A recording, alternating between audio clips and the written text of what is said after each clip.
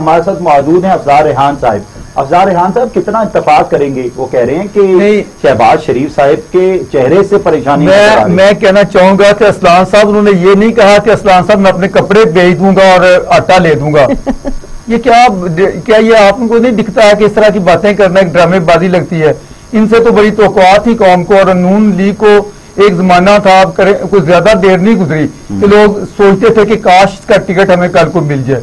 लेकिन आप लोगों ने शहबाज शरीफ इमरान जैसा ही कठपुतली साबित हुआ, और वही करतूतें, वही हीले, वही बहाने, वही चीजें, वही दास्ताने। तो ये क्या आपने अवाम को क्या दिया जब से ये बैठे हैं शहबाज साहब और ये हुकूमत आपकी चल रही है?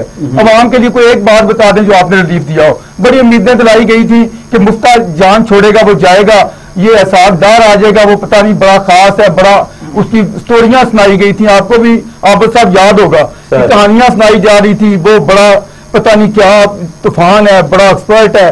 तो उसने आके झक जो मारी है, मैं समझता हूं कि उसके बाद तो बात करना क्या बात बंदा करे। यानी मैं जी डॉलर को बस जी 200, आपको याद है बयान क्या दिए थे, 200 पे ऐसे मैं कर दूंगा, ये उससे भी नीचे आएगा।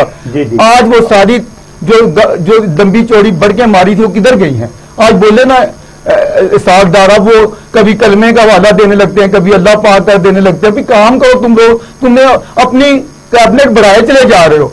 85 तक आपको पास मालूम है कैबिनेट बढ़ा दी गई है, और ये यानी खर्चे लल्ले तो वैसे के वैसे हैं ऊपर वाले तबके के, उमरात तबके के। देखना यह कि अवाम के लिए आपने क्या किया है। एक बंदा जो 20,000 तनख्वाह लेता है, इतने सवालों के जवाब नहीं, 20,000 तनख्वाह लेता है, असलान साहब उसका बजट बना के दे दें, वो कैसे गुजारा करेगा? सर जी, मैं इनकी बात से एक बात मैं कहूंगा, मुझे बताएं कि ये महंगाई का जो आज है, क्या महंगाई हमारे सिर्फ पाकिस्तान में ही है? क्या इस टाइम आफ्टर शॉक जो एक किस्म के कोरोना के पूरी दुनिया में क्या महंगाई नहीं है?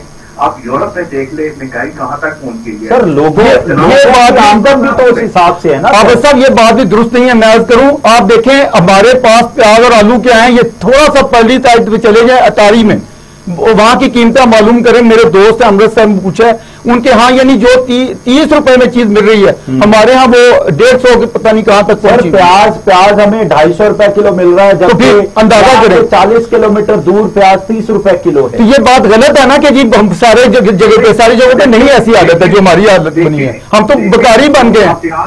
ये एक मिसाल आप प्याज या किसी की दे रही है, ये आपको पता है कि अभी हमारे मुल्क में सैलाब आया है, कई चीजें हमें इस आफत आई है, तो सैलाब जैसी आफत में कई चीजें महंगी भी हुई है, आप इसको भी तो मद्देनजर रखें। तो आपको इजी जहां मिल रहे हैं तो सस्ते मिलते हैं, तो वहां से क्यों नहीं लेते हैं आप यहाँ जो साथ मिल रहे हैं वो छोड़ के आप कभी कहते हैं जी हम दुबई से मंगवा रहे हैं?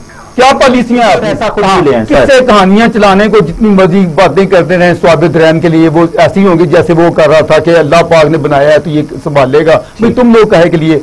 मैं आपसे एक बात पूछना चाहूंगा, आपकी आमदन महीने की है 5 लाख, ठीक है, और आप चौकीदार अपने पास 6 लाख के रख लेते, ठीक है, मुझे बताया आप घर कैसे चलाएंगे?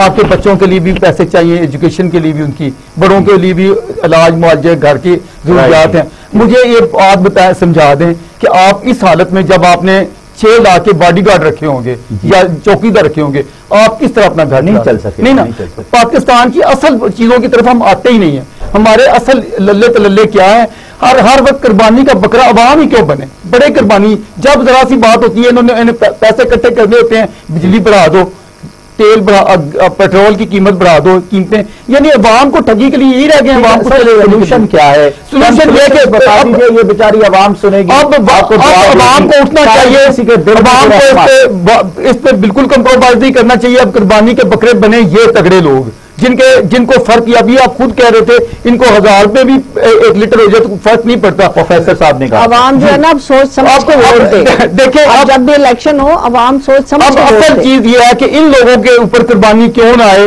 जो जिनकी इतनी लंबी चौड़ी कहानी है। अगर वो बयान करने लगूं तो आपके तो मिनट ही कोई नहीं रह गए। मैं तो इतना कहूंगा कि ये कट क्यों नहीं लगता श्रीलंका की तरह, जब बेड़ा गर्क होगा फिर कट लगाएंगे, क्यों नहीं कट लगाते आप इन चीजों? ठीक है जी, कट लग गया, और कट लगाते जाए तो सारी के सारे वसाइल जो है वो ज़ाहिर है कि कीमतें गिरेंगी, वसाइल बेहतर होंगे, और फिर اور یہ ابھی کہا جا رہا تھا برین ڈرین ہو رہا ہے. میں یہ پاس ہی آپ کا آفس ہے پاسپورٹ کا, میں وہاں گیا, یقین جانے اتنی لمبی لائنیں لگی ہوئی تھی, لوگ ہر نوجوان پڑھا لکھا چاہتا ہے میں ملک سے باہر چلے جاؤں. یہ حالت کیوں بن گئی ہماری حالت بہت بری ہے, جتنی بیان کی جاتی ہے اس سے بھی بدتر ہے. تو لہٰذا یہ خدا کے لیے رحم کریں 24 کروڑ یہ 22 کروڑ عوام پہ, اور ان کے اوپر مزید ظلم نہ کریں, اتنا سہنے جوگے نہیں ہے.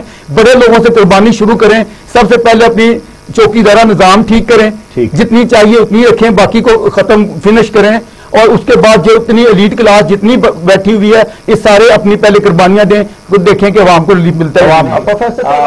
جناب افزار ریحان صاحب, میں یہ کہوں جی سیاسی جماعتیں جن کے بھی نام لے لیں, نون لیگ لے لیں, پی پی لے لیں, یا جماعت بیچاروں کو کوئی میں نہیں ان کی حیثیت دیکھتا. میں ابھی وہ آ رہا ہوں آسمہ بی بی کی وہ بڑے گھرانے کی کہانی سن کے, تو بڑے گھرانے والوں کو یہ سارے اصل میں تو بات وہی جانی ہے, تو وہ اگر ٹھیک کر نہ چھیڑ اے نکھت باد بہاری راہ لگ اپنی, تجھے اکیلیاں سوجی ہیں اور ہم بیزار بیٹھے. نہیں بیزار نہ ہو, بات یہی ہے. بہت شکریہ افزار ریحان صاحب.